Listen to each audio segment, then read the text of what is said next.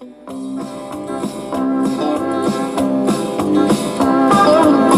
te komen van het stadsgeraas, die kongens wandelen langs de Maas.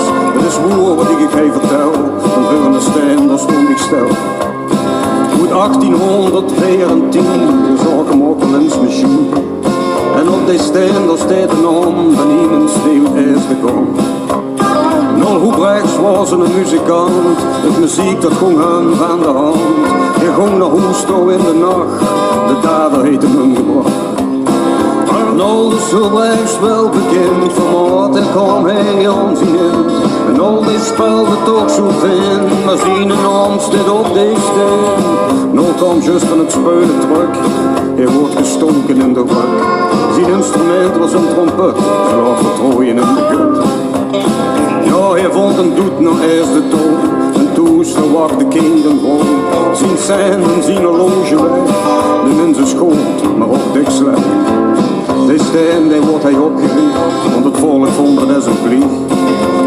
Nog was van de harmonie, maar zijn trompet die speelt niet meer. Die steen bleef door de jaren heen, de lui die komen rond en weer. Ik eend dat hij een plumpje lek, hoe water heet hem diks bedeerd. De regen, hagel, sneeuw en ijs, die maakten hem zo wijd en groes. Die zwarte wolken in de lucht, maar godzijdank, hij staat er nog. De dader die vond die noets me niet, die gelooft dat aan de duivel heet. Die steen staat aan de Limburglaan, auto's varen over en op. De wind die uit het water blaast, rond de kiezelkooi en moos. Die speelt op nul zijn instrument, vlakbij wat ze noemen het Neukoevermin.